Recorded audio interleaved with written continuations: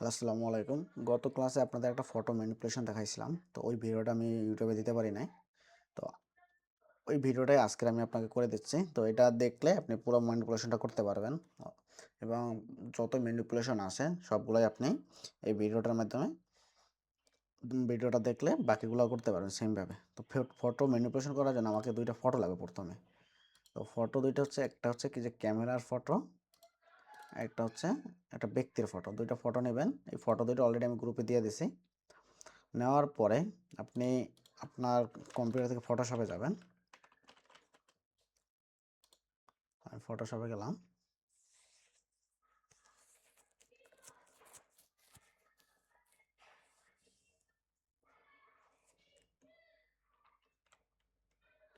ফটোশপে যাওয়ার পরে এই যে ফাইল থেকে আমরা নিউতে যাব। নিউতে এখানে আপনি একটা টাইটেল দিবেন, ধরেন ফটো দিলাম আমি, আপনি যে কোনো টাইটেল দিতে পারেন। এখান থেকে হাইট ওয়েট দিবেন। আমি এখানে 3000 এবং 3500 দেওয়া আছে, আপনি আপনার মতো করে দিয়ে দিবেন। ওরিয়েন্টেশনটা অবশ্যই পোর্ট্রেট থাকবে, বাকি যেগুলো আছে সেম থাকবে। আপনার ক্রিয়েট করব, ক্রিয়েট হয়ে গেল। তো আমরা এখন কী করবো, আমাদের ফটো দুইটা এখানে ইনসার্ট করবো। প্রথমে হচ্ছে আমরা এই ফটোটা নেই। ফটোটা কীভাবে নেই, ফটোটা আপনি ড্র্যাগ করবেন, ড্র্যাগ করে ধরবেন, মাউসের লেফট বাটনে ড্র্যাগ করে ধরবেন, আপনি এখানে নিয়ে আসে ছেড়ে দেবেন। অথবা আপনি এখান থেকে এই যে ফাইল থেকে ওপেন, এখান থেকে আপনার ফটোটা যেখানে আছে এই যে ডাউনলোড, এখান থেকে আপনি ওপেন করতে পারবেন। তো ওপেন করার পরে আপনি আবার এই যে ড্র্যাগ অ্যান্ড ড্রপ করে এখানে নিয়ে আসতে পারবেন। আপনি দুইভাবেই করতে পারবেন। তো আমি দেখাইলাম আপনাকে আপনি কীভাবে করবেন। দুইভাবে আপনি যে কোনোভাবে করতে পারেন। তো এটা আমরা কী করবো, এখন বড় করবো। কীভাবে করবো, কন্ট্রোল টিতে ক্লিক করব, কিবোর্ডের অল্টার ক্লিক করব, কিসে ক্লিক করব, কিবোর্ডের অল্টার করে এটা জুম করব। জুম করে এটা আমি পজিশন মতো বসাই দিব। আমি এই পজিশনে বসাইলাম, আপনি আপনার মতো করে বসাবেন পজিশনে। তো এরপরে পজিশনে বসানোর পর এই যে টিক মার্ক আছে, অথবা কিবোর্ডে এন্টারে ক্লিক করবেন। করলাম, হয়ে গেল এটা পজিশন মতো বসানো। এবং আমি আমার 2 নম্বর ফটোটা নিয়ে আসবো সেমভাবে ড্র্যাগ অ্যান্ড ড্রপ করে। আপনি দুইভাবেই করতে পারবেন, যে কোনো যেভাবে খুশি আপনার। এটাকেও একটু জুম করে বড় করে দেবেন। এই যে দেখেন গ্যাপ আছে না সাইডে, এই গ্যাপগুলো পূরণ করে দেবেন। তো কীভাবে করবেন, অল্টারে ক্লিক করে এটাকে জুম করে দেবেন। সরি, এখানে টিক মার্ক দেবেন অথবা এন্টার করবেন। দেওয়ার পর এই যে দেখেন অপাসিটি আছে এখানে, যদি দেখেন আপনি এই যে অপাসিটি আছে, অপাসিটিটা আপনি একটু কমাই দিবেন। দেখছেন? দেওয়ার পর এই ছবিটাকে আপনি আপনার ইচ্ছা মতো আপনি যেখানে রাখতে চান এখানে রাইখা দেন। তো এটা হচ্ছে দেখেন, এটা রাখার মতো পরে যে সাইড খালি হয়ে গেছে না, তো এটা আমরা আবার জুম করব। কন্ট্রোল টি দিয়া অল্টারে ক্লিক করে এটা জুম করবো এভাবে।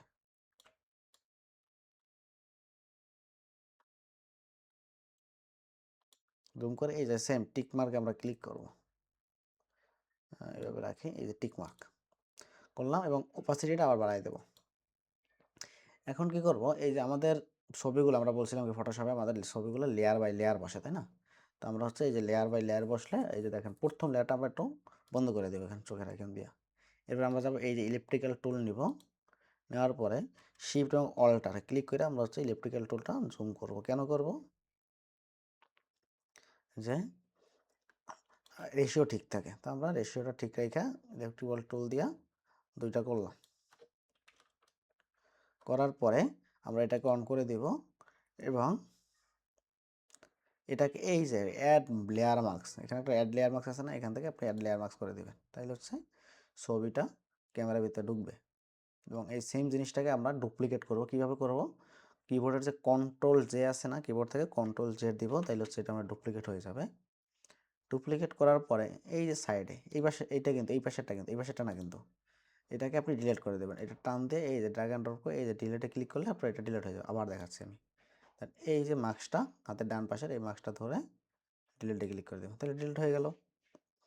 এবং এই ছবিটাকে আপনি সেমভাবে কী করবেন, কিবোর্ডের অল্টার ক্লিক করে এই যে মার্কস আইকনে ক্লিক করবেন। তাহলে আমরা দুইটা করলাম।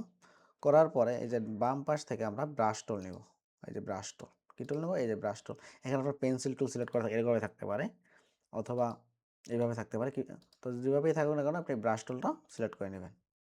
নেওয়ার পর এটাকে যদি ছোট থাকে, ধরেন এই যে এটা যদি ছোট থাকে, মাউসের রাইট বাটন ক্লিক করে এটা জুম আউট জুম অন করে নেবেন আপনার যতটুকু দরকার হয়। আমি এতটুকু নিলাম, আর একটু বাড়াই নাই এবং হ্যান্ডসেটটা একটু বাড়াই নাই।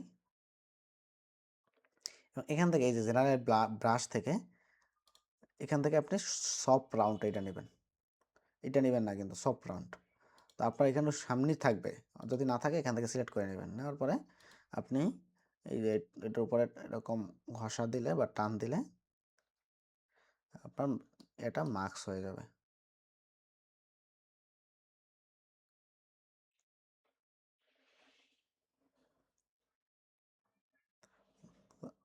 সরি, উপরেরটা বেশি হয়ে গেছে।